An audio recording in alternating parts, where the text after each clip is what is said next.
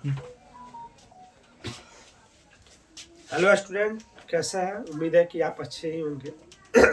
चलिए, आज हम चर्चा करेंगे अपने अगले ईयर क्वेश्चन बैंक का 2017 का।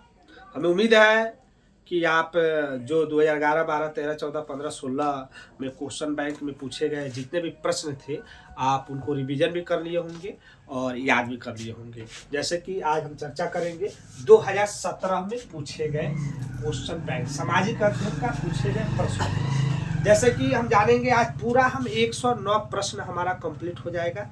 जैसे कि हम जानते हैं 2011 में 18 प्रश्न पूछा गया था, 2012 में 19 प्रश्न, 2013 में 15 प्रश्न, 2014 में 15 प्रश्न, 2015 में भी 14 प्रश्न, 16 और 17 में भी देखेंगे 14 प्रश्न आपके सामने यहाँ पर दिया गया है। तो चलिए एक बार फिर रिवीजन कर लेते हैं कि आपकी तैयारी कहाँ तक है और आप कहाँ तक पहुँचे हैं। पहला प्रश्न इतिहास से देखेंगे। पहला प्रश्न जो है आपको इतिहास से पूछा गया है कि रूस में कृषक दास प्रथा का अंत कब हुआ। रूस में कृषक दास प्रथा का अंत कब हुआ?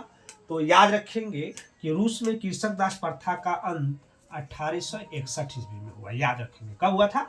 1861 ईस्वी में रूस में पूर्ण रूप से दास प्रथा को खत्म कर दिया गया था, 1861 ईस्वी में।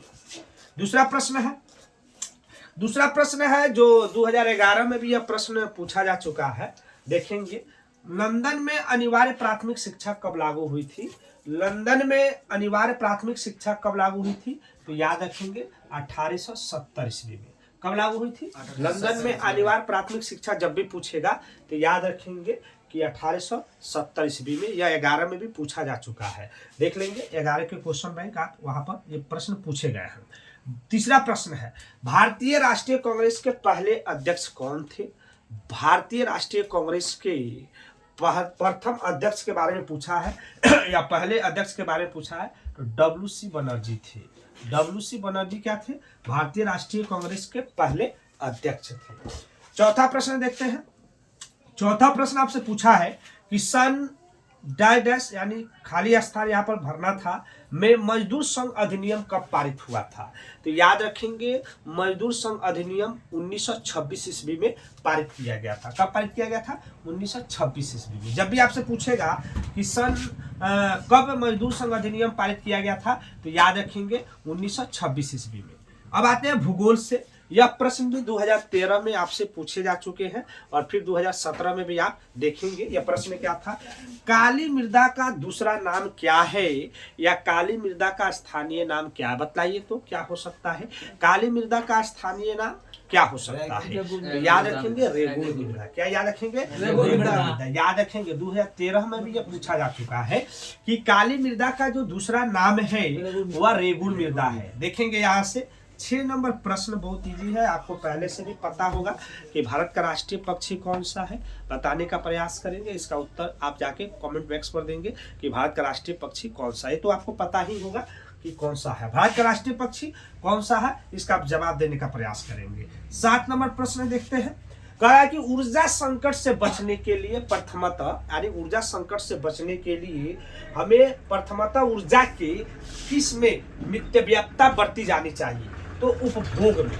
इस पर हमको मितव्ययिता बरतनी चाहिए, उपभोग में। अगर हम ऊर्जा संकट से हमें बचना है तो हमको सबसे पहले उपभोग पर क्या करना चाहिए? मितव्ययिता बरती जानी चाहिए। आते हैं 8 नंबर प्रश्न। इस साल का हो सकता है VVI प्रश्न भी हो, हम बता देते हैं। हर साल आपको बताते जा रहे हैं। तो इस साल का मोस्ट VVI प्रश्न आपको देखने को मिल सकता है। भखड़ा नंगल परियोजना किस नदी पर है? आप पढ़ेंगे, भूगोल का प्रश्न है और बहुत मस्ट VVI प्रश्न है और इस साल पूछा भी जाएगा। हमें जहां तक उम्मीद है कि भखड़ा नंगल परियोजना किस नदी पर है तो याद रखेंगे सतलज नदी पर है। किस नदी पर है? सतलज नदी पर है। देखेंगे लोकतंत्र से 9वां प्रश्न जो आपको 2013 में भी यह प्रश्न पूछे जा चुके हैं। 2013 में बताइए, एक प्रश्न है लोकतंत्र से कि इनमें से कौन लोकतंत्र में रंग भेदी के विरोधी नहीं थे। आपसे पूछेगा ना कि इनमें से कौन लोकतंत्र में रंग भेदी के विरोधी नहीं थे। जेड गुड्डी। क्या याद रखेंगे? जेड गुड्डी, ये रंग भेद के विरोधी नहीं थे। 10 नंबर प्रश्न इस साल पूछे जाने वाले प्रश्न है। यह भी इस साल प्रश्न देखने को आपको मिल जाएगा।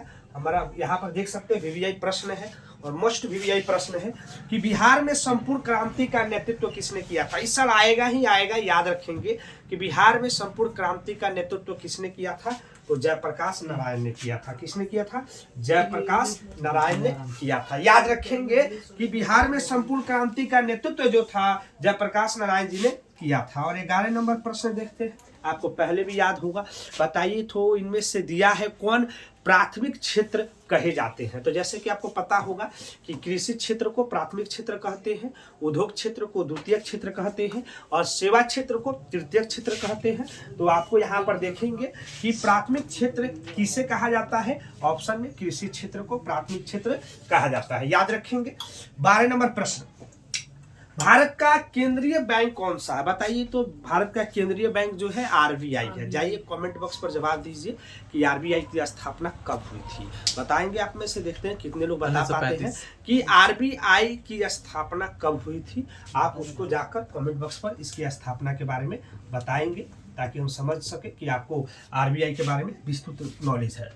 आगे देखते हैं, आपदा प्रबंधन से कहा कि बाढ़ कौन सा आपदा है, बताइए तो बाढ़ कौन सा आपदा है, बाढ़ कौन सा आपदा है, प्राकृतिक आपदा है। बाढ़ कौन सा आपदा है, प्राकृतिक आपदा है। आपको पहले भी बतलाया जा चुका है कि प्राकृतिक आपदा कौन कौन से है, तो आपको याद रखना है।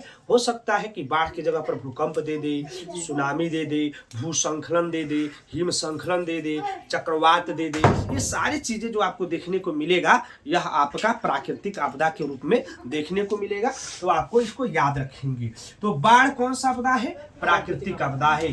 बाढ़ कौन सा आपदा है, प्राकृतिक आपदा है। और 14 नंबर प्रश्न आपसे पूछता है कि बाढ़ आने से इनमें से किस किस को बर्बादी होती है, मतलब उसमें ऑप्शन के हिसाब से देंगे। तो ऐसे भी आप जानते हैं बाढ़ आने से फसलों की बर्बादी होती है, मवेशियों की बर्बादी होती है, भवन टूट जाते हैं, पुल टूट जाते हैं। तो ये सारी चीजें आप देखेंगे, प्रयास करेंगे कि बाढ़ आने से हानि होती है फसलों की, सही है। बाढ़ आने से फसलों की भी हानि होती है, पशु की भी हानि होती है, भवन की भी हानि होती है। ऑल ऑफ दिस हम कह सकते हैं कि इसमें से सभी हो सकता है इसमें से उत्तर।